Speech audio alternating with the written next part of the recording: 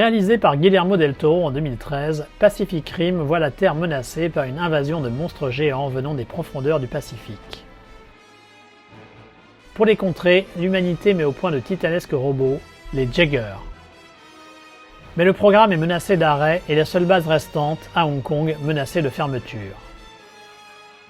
Raleigh et Mackie, deux pilotes de Jaeger traumatisés par des attaques de kaiju antérieures, vont unir leurs forces pour mettre fin une bonne fois pour toutes à la menace de ces monstres géants. Authentique œuvre de passionné, Pacific Rim est une bonne initiation au monde du Kaiju Eiga, les films de monstres géants.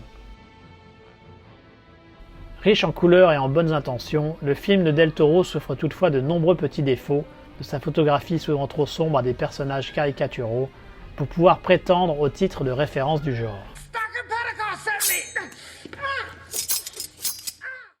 Aussi, si vous aimez voir des monstres et robots géants se battre, vous pouvez continuer à explorer le genre du Kaiju Eiga à travers les autres productions asiatiques dont il s'inspire. Voici donc une proposition de plusieurs films pour vous permettre de poursuivre dans cette voie. Si le genre du Kaiju a été popularisé au Japon, d'autres pays ont proposé leur propre version des combats de monstres géants. Ainsi, suite au succès d'Ultraman dans la colonie, Hong Kong lança sur les grands écrans de la ville Super Inframan, dans lequel un jeune Danini devient le héros susnommé pour combattre l'invasion menée par la princesse Elzebub. Avec ses monstres colorés, ses nombreux combats dynamiques et un rythme mené tambour battant, Super Inframan est l'équivalent cinématographique d'un bonbon acidulé, assuré de procurer du plaisir à chaque vision.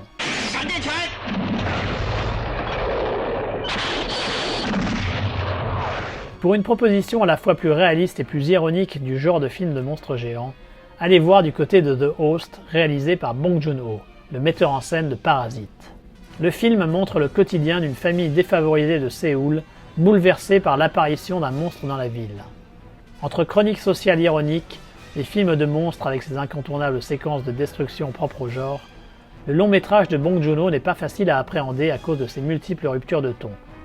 Mais il a une originalité certaine et une personnalité forte qui le distingue de la concurrence.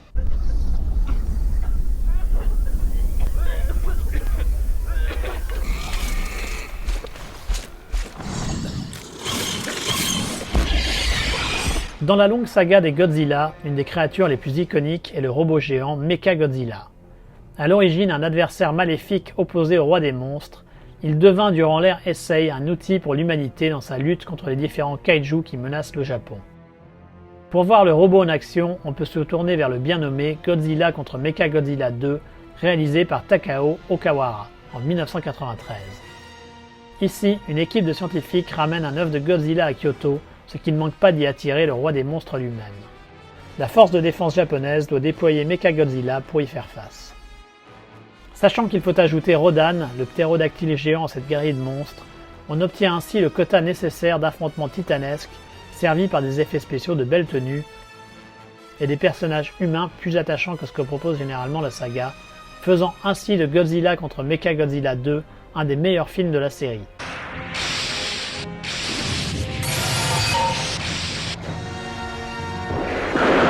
La version Millennium, réalisée en 2002, est également très recommandable, avec des designs affinés pour les deux titans et des affrontements particulièrement spectaculaires.